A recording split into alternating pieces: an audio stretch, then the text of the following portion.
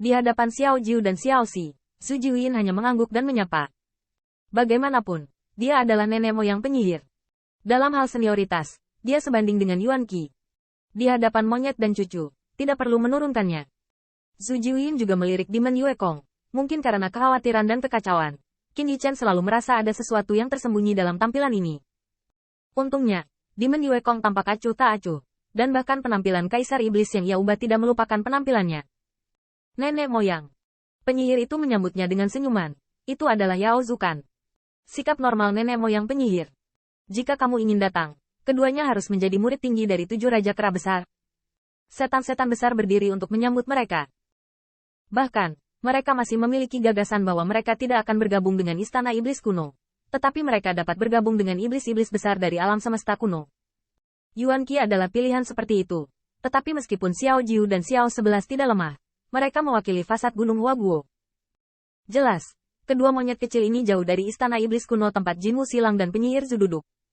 Namun, monster besar hanya kecewa, dan rasa hormat yang pantas mereka terima tidak kurang. Bagaimanapun, di alam semesta kuno, istana 7 kera Dao dapat memberi mereka tempat tinggal, sehingga para penyihir leluhur bersedia untuk tersenyum dan memberikan wajah yang sudah sangat baik. Jelas, kedua monyet kecil ini tidak terlalu mahir dalam hubungan manusia dan kecanggihan. Iblis Yue Kong, yang telah mengubah wajahnya, bertukar salam dengan iblis besar.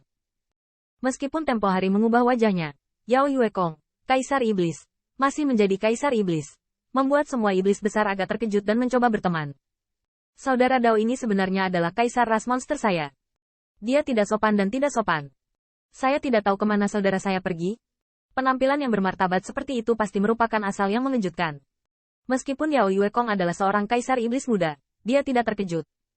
Dia memiliki rasa presisi yang sangat baik, itu tidak bisa dikatakan bermartabat. Setelah bertahun-tahun di alam semesta kuno, jika kamu tidak menjadi kaisar, kamu akan hidup sia-sia.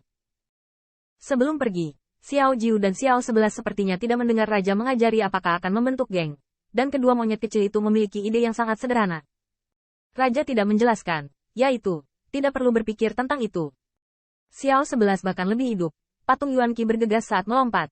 Melihat kelezatan buah peri di atas meja, dia segera mengambil satu, memasukkannya ke mulutnya, dan melihat monster besar dengan masuk akal. Kamu taruh di sini, pangeranku tidak bisa memakannya. Monster besar melihat 11 kecil yang sedang makan langsung di altar, dan mereka hanya bisa tertawa. Mereka bahkan berpikir bahwa apa yang dikatakan monyet kecil itu masuk akal. Kota kuno ke-9 tidak kekurangan istana Dao.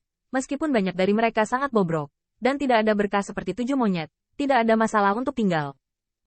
Tetapi ketika Qin Yichen menyaksikan 2 monyet kecil itu menyia-nyiakan buah peri yang awalnya mengabadikan 7 kera-kera, mereka tiba-tiba merasa bahwa ada gelombang kekuatan mengerikan di atas langit.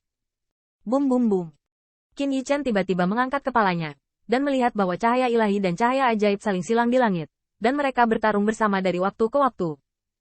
Di antara mereka, dia mengenali 2 dari mereka. Mereka adalah yang terakhir kali mereka datang ke alam semesta kuno untuk mengundang 2 Taois Bai Guanxing. Tanda seru. Menurut Bai Guanxing, salah satu dari 2 guru Tao mengaku sebagai nenek moyang para dewa, dan yang lainnya adalah nenek moyang dari 10.000 setan. Meskipun Bai Guanxing mengaku memproklamirkan diri, dia mungkin tidak dipukuli sampai mati. Kuat sebagai teman dekat. Dan kedua Taois ini sama seperti ketika mereka bertemu terakhir kali. Begitu mereka bertemu, mereka tidak cocok dengan air dan api, dan mereka langsung bertarung. Beri aku batu Wuxin. Kedua bocah Tao itu saling berteriak serempak, lalu mereka terkejut, dan kemudian menjadi semakin marah. Jangan bicara seperti saya. Berani belajar dariku? Tanda seru. Membunuhmu.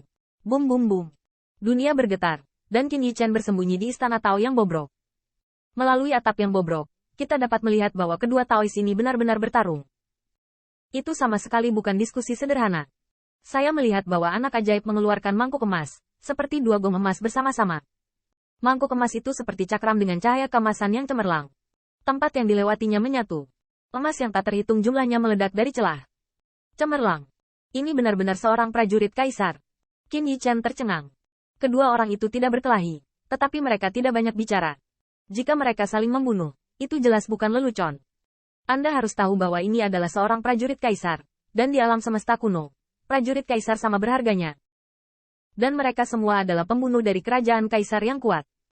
Segera setelah mereka bertemu, mereka mengorbankan pembunuh yang seharusnya menjadi kartu hol. dan Qin Yichan sangat ingin tahu tentang perseteruan darah dan darah apa yang dimiliki keduanya. Dan bocah iblis itu tidak kalah, dan tiba-tiba mengangkat peti mati kecil. Peti mati itu berwarna biru dan hitam, dan sepertinya 10.000 tahun obsidian di seluruh lumut. Qin Yichan diam-diam terdiam. Ketika sarkofagus pertama kali dikorbankan, tingginya sama dengan bocah iblis. Dia tercengang. Apakah dia menyiapkan peti mati untuk dirinya sendiri sejak dia masih kecil? Meskipun peti mati itu sama dengan bocah iblis, sulit bagi Qin Yichan untuk masuk saat berjongkok. Tetapi begitu pengorbanan keluar, awan iblis berguling dan langit dipenuhi kegelapan. Sarkofagus itu melonjak ke langit, dan jatuh dengan keras dari langit. Saat itu jatuh di kepala anak ajaib. Tutup peti mati terbuka dalam sekejap, dan cakar iblis yang tak terhitung jumlahnya muncul darinya, seolah menyeret anak itu ajaib ke dalamnya.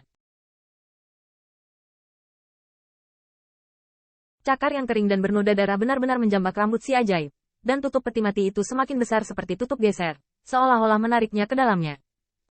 Selain itu, Qin Yichan menemukan bahwa anak ajaib dan anak iblis tampaknya seumuran, dan tutup peti mati dibuat khusus untuk anak iblis.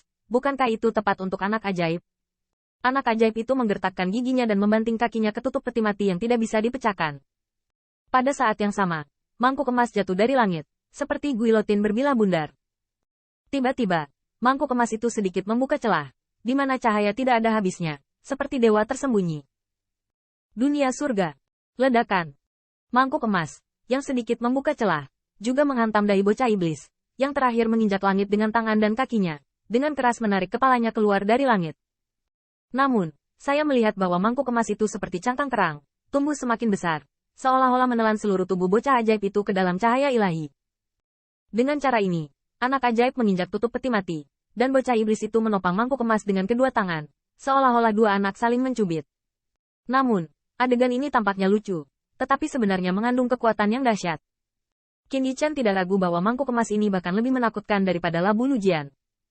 Klip ini, jika digantikan oleh raksasa biasa, saya takut bahwa kepalanya telah dianggap sebagai kenari.